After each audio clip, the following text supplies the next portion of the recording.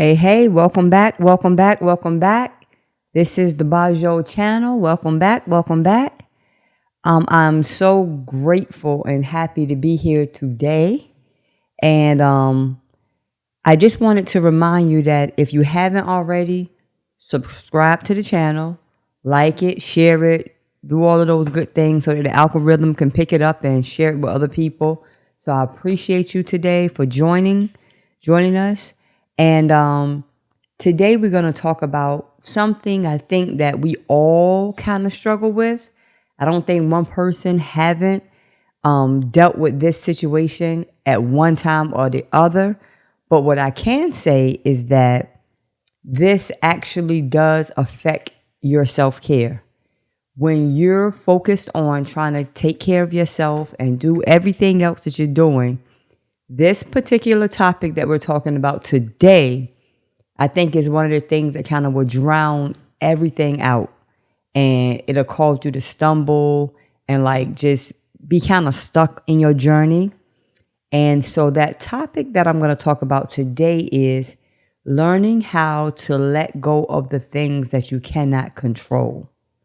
Learning how to let go of the things that you cannot control. And we're going to have a part 1 to this and part 2. So the reason I say this is a topic that affects all of us is because, we're human beings. And a lot of times we have our minds fixated on certain outcomes or certain behaviors in other people. You expect certain things. Our expectations sometimes exceed reality.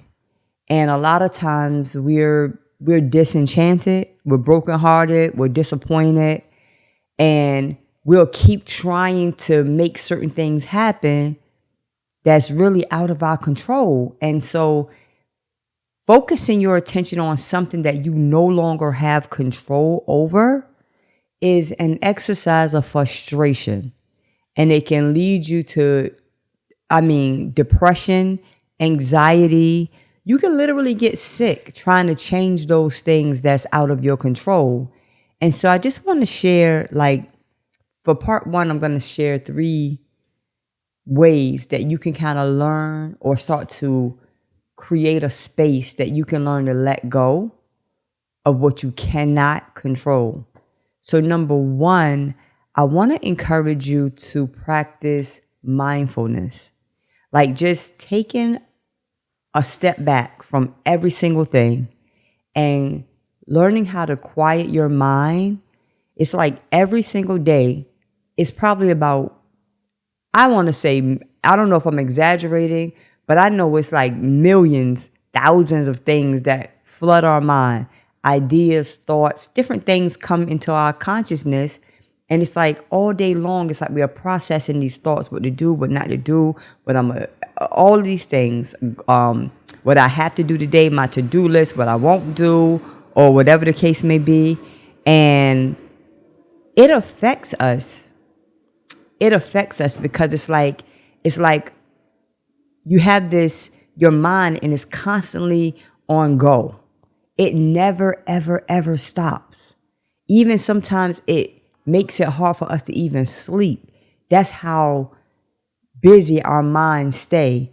And so incorporating a practice of mindfulness, and some people think that mindfulness is like sitting in Indian style, eyes closed and meditating. That's a part of it, and it can be a part of it. But a lot of times mindfulness is just kind of unplugging from social media, unplugging from television, just having that space that you can just kind of focus on. Sometimes it's just your breathing or just focusing on maybe the pictures that's coming through your mind, but just kind of come away from everything that's going on. This by itself is very, very, very helpful when it comes to learning how to release those things that are out of your control, because it kind of puts your mind on pause. You almost forget about everything else during your mindfulness practice.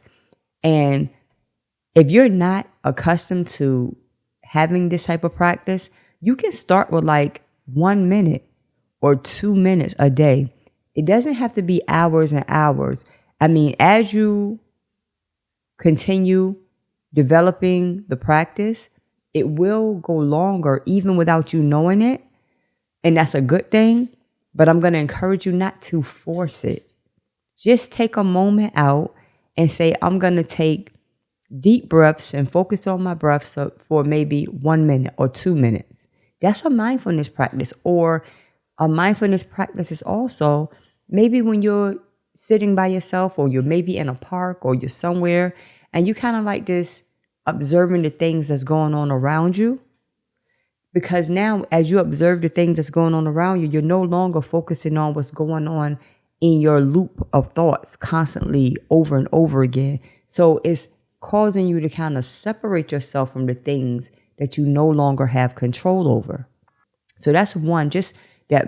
And a lot can be said about mindfulness, but for the sake of this conversation, I'm just gonna say that if you want to learn more about mindfulness, like look up some different things that teaches you how to enter into that mindfulness state of mind, state that can help you to kind of push the pause button on your thoughts. So that's number one. Number two is acceptance and acknowledgement. You have to acknowledge that there are things in life that you simply cannot control. It is what it is. You are not God. You cannot control everything. And trying to be in a place that you can control everything, you're literally running yourself off of a cliff. You're running into a brick wall because you can't. You just cannot. And accepting the fact that, like, the first step is letting things go and understanding that it's okay not to have control over everything.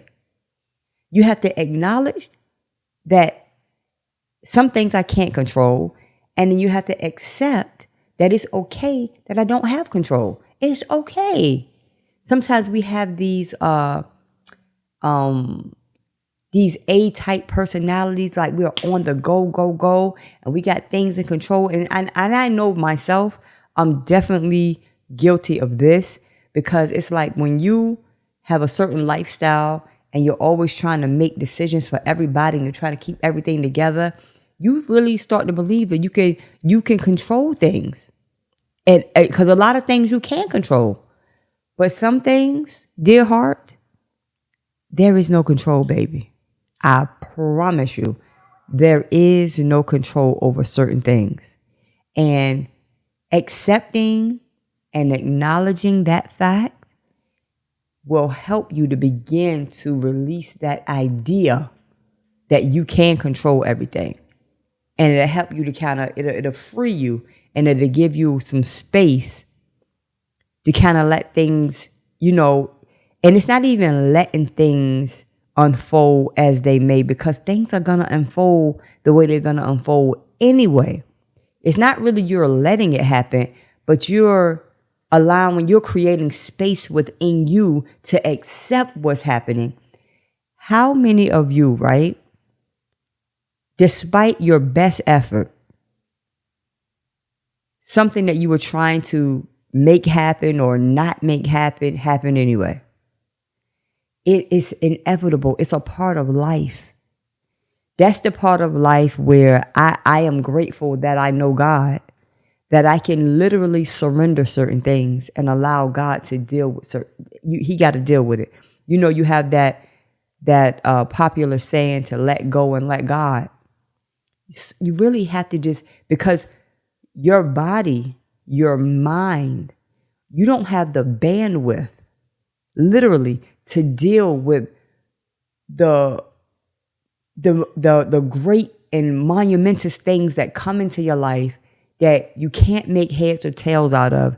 I remember when I was younger, I had to be in my early 20s, maybe my late teens or my early 20s. And I remember distinctly having a conversation with my mother. And I was telling her that I was explaining to her that I didn't understand something that happened. I just didn't get it. I couldn't, and I kept grappling my mind with it, like just, I can't get it. And I don't understand why. And she simply said to me, some things cannot be figured out. And I remember that so distinctly. And I took that to heart. And I think that was the first time in my young life that I started to realize that there's certain things that cannot be solved. Like if you know anything about math or anything, if you have that type of mind, that there are some problems in math that are literally unsolvable. Literally, the way it's set up, the way whatever the variables are, whatever the factors they're bringing in, whatever the process to solve it is no answer. It's not able to be solved. And I think that's akin to our lives, that we have to accept the fact that you're not going to be able to control everything, and acknowledge it first and then accept it. Acknowledge that I cannot control that. I cannot control that. I mean, how many of you parents, namely, you have children, it's certain things you just cannot control. When they're little, yeah, you control this and you have them here and you have them there. But when they reach a certain age, it's like certain things you just have to let go, pray, ask God to help them, protect them, and just let it go. The same way my parent had to do with me. It's a certain age in life that, no, you can't control your kids. You can't control what happens on your job all the time. You can't control your clients. You can't control the workflow that's happening at your job. You cannot control the traffic. You could be driving for years or whatever the case may be. And then after that, you got one day and the traffic is incredibly crazy. So acceptance and acknowledgement is very, very important in terms of letting things go. And last but not least in this conversation, to help you let go of things that you cannot control is to focus on what you can control. That's going to help you to divert that whole notion that I can control certain things that I cannot. Focus on those things that you can control. It is a lot that you can control. It is a lot that you can move around. First of all, the main thing you can control is your perspective. How you see things, how you look at things. You can control that. It's so much that you can control. And when you focus on those things that you can definitely control, that also creates space for you to accept those things that you cannot control. You don't have the capacity. It's like trying to pack 100 pounds of clothes in a 20-pound washing machine. It doesn't have the capacity. It cannot hold it. And that's what it's like when you're trying to control things that are out of your, it's out of your realm. It's out of your grasp.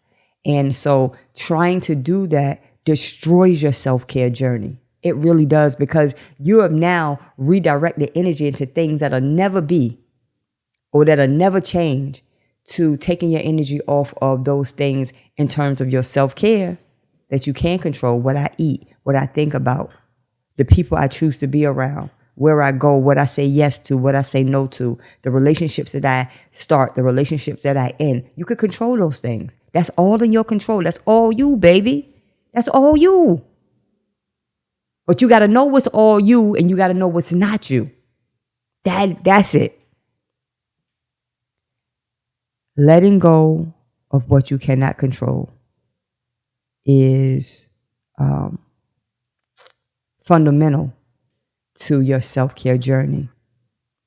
I'm going to stop part 1 right here. I thank you so much for joining us for this discussion. I love these discussions because you know why? As I speak to you, I speak to myself. And it's always, like I say to you all the time, self-care is a journey. It is not a destination. Nobody has it all together. It's not like that. It doesn't work like that. But what you can do is you could be better today than you were yesterday. So we're going to start letting go and incorporating these things. Mindfulness, 1, acceptance and acknowledgement, 2, and focusing on the things that you can control. Powerful, powerful. This is the Bojoul channel. Thank you so much for joining us today. Like, subscribe, share. If you heard something that impacted you, share it with somebody else. Encourage them, lift their day, make their day. It's a gift. And please do remember that self-care is the best care. Later.